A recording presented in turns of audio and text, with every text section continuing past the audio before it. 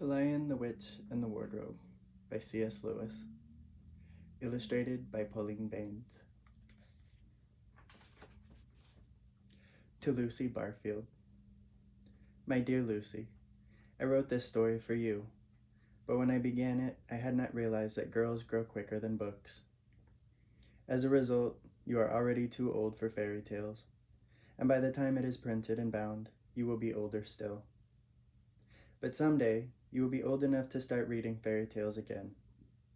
You can then take it down for some upper shelf, dust it, and tell me what you think of it. I shall probably be too deaf to hear, and too old to understand a word you say, but I shall still be your affectionate godfather, C.S. Lewis.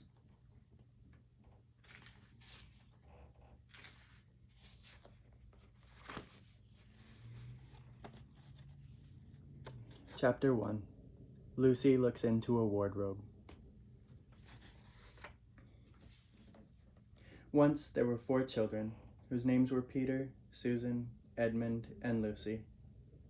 This story is about something that happened to them when they were sent away from London during the war because of the air raids. They were sent to the house of an old professor who lived in the heart of the country, 10 miles from the nearest railway station and 2 miles from the nearest post office. He had no wife, and he lived in a very large house with a housekeeper called Mrs. Macready and 3 servants. Their names were Ivy, Margaret, and Betty, but they do not come into the story much. He himself was a very old man with shaggy white hair, which grew over most of his face, as well as on his head, and they liked him almost at once. But on the first evening when he came out to meet them at the front door, he was so odd-looking that Lucy, who was the youngest, was a little afraid of him, and Edmund, who was the next youngest, wanted to laugh and had to keep on pretending he was blowing his nose to hide it. As soon as they had said good night to the professor and gone upstairs on the first night, the boys came into the girls' room and they all talked it over. "We've fallen on our feet, and no mistake," said Peter. "This is going to be perfectly splendid. That old chap will let us do anything we like." "I think he's an old dear," said Susan. "Oh, come off it," said Edmund, who was tired and pretending not to be tired, which always made him bad-tempered. "Don't go on talking like that." "Like what?" said Susan. "And anyway, it's time you were in bed." "Trying to talk like mother," said Edmund. "And who are you to say when I'm go to bed? Go to bed yourself." "Hadn't we all better go to bed?" said Lucy. "There's sure to be a row if we're heard talking here." "No, there won't," said Peter. "I tell you, this is the sort of house where no one's going to mind what we do. Anyway, they won't hear us. It's about 10 minutes' walk from here down to that dining room, and any amount of stairs and passages in between." "What's that noise?" said Lucy suddenly. It was a far larger house than she had ever been in before, and the thought of all those long passages and rows of doors leading into empty rooms was beginning to make her feel a little creepy. "It's only a bird, silly," said Edmund. "It's an owl," said Peter. "This is going to be a wonderful place for birds. I shall go to bed now. I say, let's go and explore tomorrow. You might find anything in a place like this. Did you see those mountains as we came along? And the woods? There might be eagles. There might be stags. There'll be hawks." "Badgers," said Lucy. "Snakes," said Edmund. "Foxes," said Susan. But when the next morning came, there was a steady rain falling, so thick that when you looked out the window, you could see neither mountains, nor woods, nor even the stream in the garden. "Of course it would be raining," said Edmund. They had just finished breakfast with the professor, and were upstairs in the room he had set apart for them. A long, low room with 2 windows, looking out in one direction, and 2 in another. "Do stop grumbling, Ed," said Susan. 10 to 1 it'll clear up in an hour or so. And in the meantime, we're pretty well off. There's a wireless and lots of books." "Not for me," said Peter. I'm going to explore the house." Everyone agreed to this, and that was how the adventures began.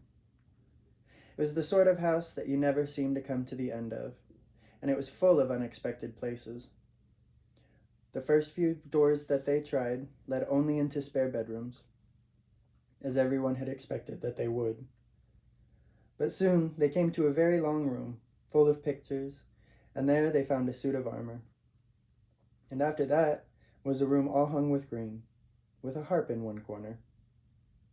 And then came 3 steps down, and 5 steps up, and then a kind of little upstairs hall, and a door that led out onto a balcony. And then a whole series of rooms that led into each other and were lined with books, most of them very old books, and some bigger than a Bible in a church. And shortly after that, they looked into a room that was quite empty, except for one big wardrobe, the sort that has a looking glass on the door. There's nothing else in the room at all, except a dead blue bottle on the windowsill. "Nothing there," said Peter, and they all trooped out again, all except Lucy. She stayed behind because she thought it would be worthwhile trying the door of the wardrobe, even though she felt almost sure that it would be locked. To her surprise, it opened quite easily, and 2 mothballs dropped out. Looking into the inside, she saw several coats hanging up, mostly long fur coats. There was nothing Lucy liked so much as the smell and feel of fur. She immediately stepped into the wardrobe and got in among the coats and rubbed her face against them, leaving the door open, of course, because she knew that it is very foolish to shut oneself into any wardrobe. Soon she went further in and found that there was a second row of coats hanging up behind the first. It was almost quite dark in there, and she kept her arms stretched out in front of her so as not to bump her face into the back of the wardrobe. She took a step further in, then 2 or 3 steps, always expecting to feel the woodwork against the tip of her fingers, but she could not feel it. "This must be a simply enormous wardrobe," thought Lucy, going still further in and pushing the soft folds of the coats aside to make room for her. Then she noticed that there was something crunching under her feet. "I wonder, is that more mothballs?" she thought, stooping down to feel it with her hands. But instead of feeling the hard, smooth wood of the floor of the wardrobe, she felt something soft and powdery and extremely cold. "This is very queer," she said, and went on a step or 2 further. Next moment, she found that what was rubbing against her face and hands was no longer soft fur, but something hard and rough and even prickly. "Why, it's just like branches of trees," exclaimed Lucy. And then she saw that there was a light ahead of her, not a few inches away where the back of the wardrobe ought to be, but a long way off. Something cold and soft was falling on her. A moment later, she found that she was standing in the middle of a wood at nighttime, with snow under her feet and snowflakes falling through the air. Lucy felt a little frightened, but she felt very inquisitive and excited as well. She looked back over her shoulder, and there, between the dark tree trunks, she could still see the open doorway of the wardrobe, and even catch a glimpse of the empty room from which she had set out. She had of course left the door open, for she knew that it is a very silly thing to shut oneself in a wardrobe. It seemed to be still daylight there. "I can always get back if anything goes wrong," thought Lucy. She began to walk forward, crunch, crunch, over the snow and through the wood, towards the other light. In about 10 minutes she reached it, and found that it was a lamppost. As she stood looking at it, wondering why there was a lamppost in the middle of a wood, and wondering what to do next, she heard a pitter-patter of feet coming towards her. And soon after that, a very strange person stepped out from among the trees into the light of the lamppost. He was only a little taller than Lucy herself, and he carried over his head an umbrella, white with snow. From the waist upwards, he looked like a man, but his legs were shaped like a goat's. The hair on them was glossy black, and instead of feet, he had goat's hooves. He also had a tail, but Lucy did not notice this at first, because it was nearly caught up over the arm that held the umbrella, so as to keep it from trailing over the snow. He had a red woolen muffler around his neck, and his skin was rather reddish too. He had a strange but pleasant little face, with a short pointed beard and curly hair.